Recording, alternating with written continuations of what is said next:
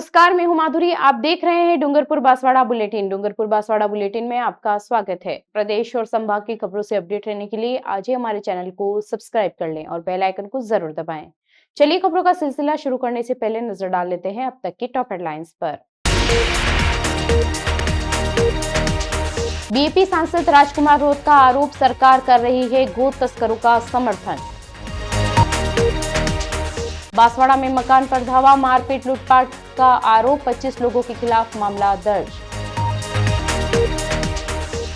और महिला पर लाठियों से जानलेवा हमला, पुलिस ने आरोपी को गुजरात से किया गिरफ्तार।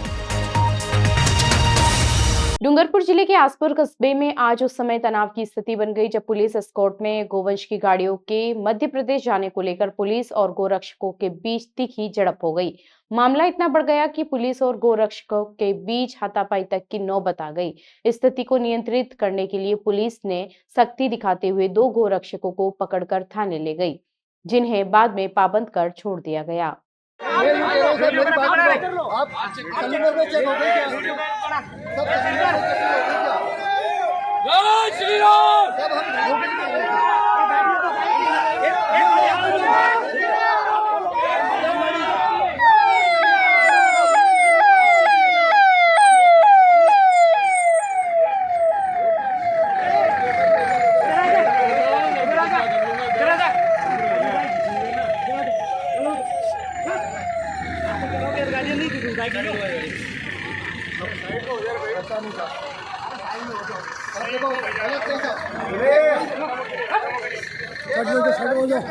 क्या करें?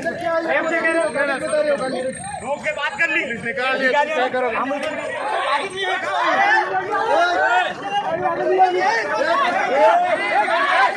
नहीं जाइए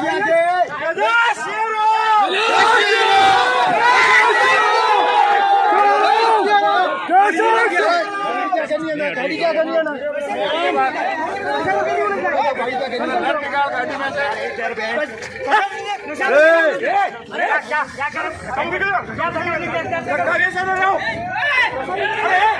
डूंगरपुर के अतिरिक्त पुलिस अधीक्षक आशिक मीणा ने बताया कि गृह मंत्रालय के आदेशानुसार नागौर से गोवंश की 52 गाड़ियां एमपी से किसी मेले के लिए रवाना हुई थी।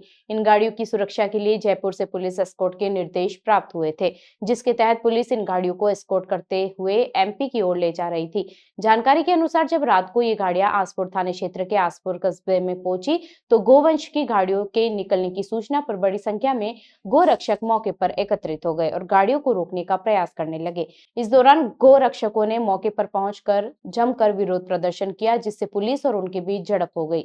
मामला बढ़ता देख पुलिस ने गोरक्षकों को मौके से खदेड़ दिया और गोवंश से भरी गाड़ियों को पुलिस सुरक्षा में आगे रवाना किया गया। इस दौरान गोरक्षकों ने गाड़ियों के चालकों पर उन पर गाड़ियां चढ़ाने का आरोप लगाया। वहीं पुलिस की कार्यशैली पर भी सवाल उठाए। गोरक्षकों का कहना था कि पुलिस की सुरक्षा में एक साथ 52 गाड़ियां क्यों नहीं चल रही और पीछे 24 घंटों में टुकड़ों टुकड़ों में गाड़ियां आ रही है, जो पूरी तरह से गलत है। इस घटना के बाद क्षेत्र में तनाव व्याप्त है। वहीं इस मामले में बीएपी पार्टी के बांसवाड़ा डूंगरपुर के सांसद राजकुमार रोत ने सरकार को भी कटघरे में लाकर खड़ा कर दिया। राजकुमार रोत ने कहा कि सरकार गोवंश तस्करों का सपोर्ट कर रही है। नागौर से गोवंश से भरी गाड़ी निकली है, जिसे पुलिस सुरक्षा दे रही है। उन्होंने यह भी कहा कि गोवंश को ले जाना लीगल होता तो उसके भी कुछ नियम है। इसके साथ ही मेडिकल टीम का होना भी जरूरी है। उन्होंने सरकार पर आरोप लगाते हुए कहा कि सरकार गोवंश तस्करों को सपोर्ट कर रही है।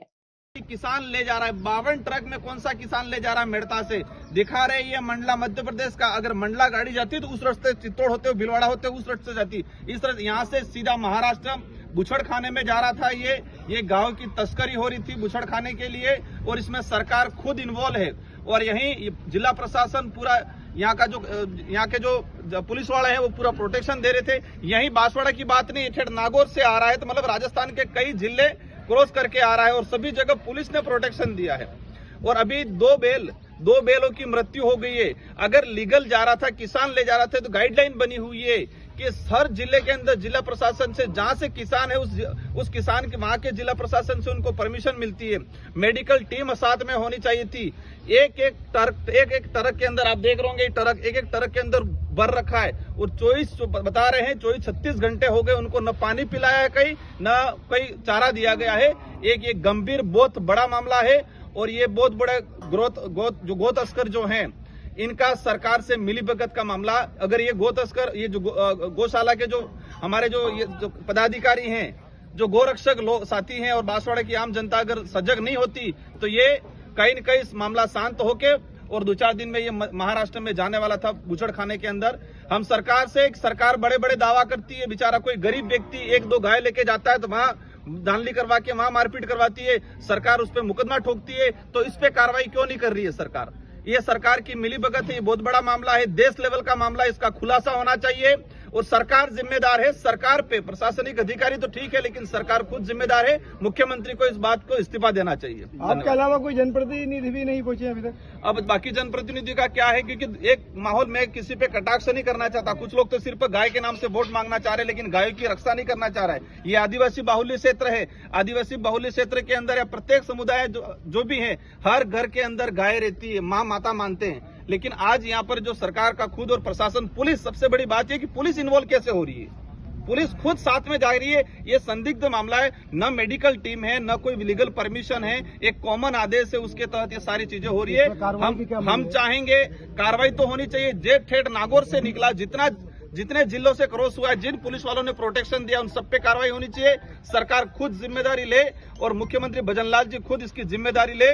और हम उनके जो पीएम साहब से उनसे भी रिक्वेस्ट करना चाहेंगे कि 52 गाड़ियों में भर के जा रहा है। इतना बड़ा, शायद पहली बार ये चीजें इस इलाके में हुई है, तो कड़ी से कड़ी कार्रवाई की हम मांग करते हैं। प्राथमिक जानकारी हमें जहाँ मिली, हम आज कार्यक्रम में पहुंचे थे, सारे साथियों ने हमें कहा कि ये चीजें हुई है, 52 गाड़ियां पकड़ी है और 2 गाय मर भी गई है और एक कहे वो ठूस के भर रखा है ट्रकों में। पुलिस खुद प्रोटेक्शन दे रही थी। ये जानकारी मिलने के बाद हम आए हैं। यहाँ पर पुलिस प्रशासन के पास कोई जवाब नहीं है, बस ये ऊपर से आदेश है। लेकिन ऊपर से कौन सा आदेश है, किसका आदेश है, किसके थ्रू आदेश दिया? क्या सरकार गोय तस्करी के आदेश दे रही है? तो इन चीजों को लेके मतलब पूरा मामला गोलमोल है, मामला ठंडे बस्ते में डालने का चल रहा था। लेकिन गो तस्कर के जितने जो संगठन है उन लोगों ने सजगता बरतते हुए इस मामले को, गोरक्षक के जितने जो संगठन है उन्होंने सजगता बरतते हुए इस मामले को उजागर किया। मैं बांसवाड़ा के सारे कार्यकर्ता पदाधिकारी को धन्यवाद देना चाहूंगा। डूंगरपुर शहर के कोतवाली थाना क्षेत्र के नाईवाड़ा इलाके में देर शाम एक मकान में शॉर्ट सर्किट से अचानक आग लग गई। घटना के वक्त घर के सभी सदस्य एक शादी समारोह में शामिल होने रामगढ़ गांव पहुंचे थे। हादसे के वक्त मकान मालिक घर पर नहीं थे। इस आगजनी की घटना से क्षेत्र में अफरा तफरी मच गई। जानकारी के अनुसार आग लगने की वजह इलेक्ट्रॉनिक उपकरणों में शॉर्ट सर्किट माना जा रहा है। घर के अंदर से धुआं उठता देख पड़ोसियों ने तुरंत मामले की जानकारी मकान मालिक श्याम सुंदर को दी। मौके पर एकत्र होकर आग बुझाने के प्रयास शुरू किए गए। घर बंद होने के कारण लोगों ने खिड़की से पानी डालकर पर काबू पाने की कोशिश की। कुछ ही देर बाद श्याम सुंदर मौके पर पहुंचे और स्थानीय लोगों की मदद से आग पर पूरी तरह नियंत्रण पाया गया। आग इतनी भीषण थी कि घर में रखा टीवी, फ्रिज सहित कई महंगे इलेक्ट्रॉनिक उपकरण पूरी तरह जलकर पिघल गए। इसके अलावा घर में रखे हुए कपड़े, पर्दे और अन्य घरेलू सामान भी आग की चपेट में आकर नष्ट हो गए। गनीमत रही कि समय रहते आग पर काबू पा लिया गया, वरना नुकसान और ज्यादा हो सकता था। क्षेत्र की सकरी गलियों के कारण दमकल की गाड़ी मौके तक नहीं पहुंच सकी। हालांकि स्थानीय लोगों की सतर्कता से बड़ा हादसा टल गया। कोतवाली थाना पुलिस ने घटनास्थल का निरीक्षण कर आवश्यक जानकारी जुटाई है। श्री श्री रविशंकर के आर्ट ऑफ लिविंग संस्थान द्वारा आयोजित 5 दिवसीय हैप्पीनेस शिविर का आज पंडित दीनदयाल उपाध्याय सामुदायिक भवन में समापन हुआ। बांसवाड़ा की हैप्पीनेस शिक्षिका विनीता जोशी ने डूंगरपुर ज्वेलर्स के ऊपर बने हॉल में 5 दिनों तक शहरवासियों को योग और सुदर्शन क्रिया का प्रशिक्षण दिया। समापन समारोह में मुख्य अतिथि सभापति अमृत कलासुआ और अध्यक्षता प्रशिक्षा विनीता जोशी ने की। विशिष्ट अतिथियों के रूप में उपसभापति सुदर्शन जैन, पूर्व पार्षद मुकेश रिमाल, चिराग व्यास, आलोक शाह, हितेश पंचाल, प्रणय कोठारी, सतीश शाह, सुरेंद्र भट्ट, हेमंत राही, अपेक्स, नैनेश नागर, योजना दवे, नरेश जोशी, सुभाष मेहता मौजूद रहे। कार्यक्रम में शिविर की उपयोगिता और प्रतिभागियों को हुए लाभों पर विस्तार से चर्चा की गई। साथ ही शिविर में सक्रिय योगदान देने वाले प्रतिभागियों और स्वयंसेवकों को सम्मानित किया गया। आर्ट ऑफ लिविंग द्वारा आयोजित इस 5 दिवसीय मेगा हैप्पीनेस प्रोग्राम में 75 प्रतिभागियों ने भाग लिया और सुदर्शन क्रिया जैसी शक्तिशाली साधना सीखी। प्रशिक्षिका विनीता जोशी ने बताया कि इस कार्यक्रम के माध्यम से प्रतिभागियों को मानसिक तनाव को कम करने और नकारात्मक विचारों को दूर कर सकारात्मकता को अपनाने का प्रभावी तरीका सिखाया गया। शिविर में भाग लेने वाले प्रतिभागियों ने अपने अनुभव साझा किए। गृहिणी एकता रोत ने बताया कि शिविर से उन्हें सभी के प्रति अच्छी सोच रखने की प्रेरणा मिली है, जबकि योग के माध्यम से आलस्य दूर होकर स्फूर्ति का अनुभव हुआ। शिक्षक लोचन जोशी ने बताया कि सुदर्शन क्रिया से उनकी गुस्से की प्रवृत्ति में कमी आई है और मन की आंतरिक शक्ति का संचार बढ़ा है। सेवानिवृत्त बैंक कर्मचारी दयालाल मोची ने 70 वर्ष की आयु में भी नई ऊर्जा का अनुभव किया और इस साधना को दूसरों तक पहुंचाने की इच्छा व्यक्त की। आयोजकों ने बताया कि आर्ट ऑफ लिविंग की संस्थापक श्री श्री रविशंकर द्वारा शुरू की गई यह जीवन जीने की कला आज 186 देशों में लाखों लोगों को लाभान्वित कर रही है। शिविर का मुख्य उद्देश्य टीएसपी क्षेत्र से डिप्रेशन के कारण होने वाली आत्महत्याओं को रोकना और युवाओं में मानसिक शांति और प्रसन्नता को बढ़ावा देना है। नमस्कार, मेरा नाम विनीता जोशी है। मैं नीलोक स्कूल में एज ए प्रिंसिपल की पोस्ट पर कार्य करती हूँ और विगत 2005 से मैं आर्ट ऑफ लिविंग संस्था से जुड़ी हूँ और अभी मैं हैप्पीनेस प्रोग्राम की टीचर हूँ। गुरुदेव ने आशीर्वाद दिया है। अभी नेक्स्ट मैं सहज की भी टीचर बनने जा रही हूँ। आज ही मैं अहमदाबाद के लिए निकल रही हूँ और इन 5 दिनों में मुझे बहुत सारा यहाँ पर प्यार और आशीर्वाद मिला। बहुत सारे लोगों ने सुदर्शन क्रिया जिसमें हम लोग दांतों की सफाई के लिए डेंटल हाइजीन करते हैं, शरीर को नहाने के लिए हम लोग अपनी हेल्थ की हाइजीन रखते हैं, लेकिन मेंटल का क्या? तो पहले जितना हमारे दिमाग में जो चीज़ें भरी हुई है उनको हम निकालते हैं टॉक्सिन के माध्यम से, जिसकी बहुत सुंदर प्रक्रिया है जिसे बोलते हैं सुदर्शन क्रिया। और उस सुदर्शन क्रिया के माध्यम से जीवन में लोगों के बहुत परिवर्तन आए हैं। मेरे साथ में लगभग 75 पार्टिसिपेंट्स इस बार जुड़े और उन्होंने इसका लाभ उठाया। नेक्स्ट प्रोग्राम हम 7 मई से फिर से स्टार्ट कर रहे हैं। आप लोग जितने भी लोग इस मेरे BBC न्यूज़ से सुन रहे हैं, आप सबसे निवेदन है कि आप भी इस कोर्स को ज्वाइन करें। थैंक यू, धन्यवाद, जय भारत। मैडम, एक सबसे बड़ी यहाँ की समस्या है टीएसपी क्षेत्र में, ट्राइबल बेल्ट में डिप्रेशन के कारण सुसाइड सबसे ज्यादा होते हैं। ऑल राजस्थान में सबसे टॉप पे डूंगरपुर आता है। ऐसे में ये आर्ट ऑफ लिविंग किस प्रकार से इन लोगों के लाभकारी रहेगी? आर्ट ऑफ लिविंग इस पे बहुत कार्य कर रहा है। हम चाहते हैं जितने लोग है ना, हमारे आसपास कई लोग हैं जो परेशान हैं, उनको इस ज्ञान के माध्यम से आप जोड़ें। हम पूरी गारंटी के साथ में उसको इस डिप्रेशन से बाहर निकालेंगे।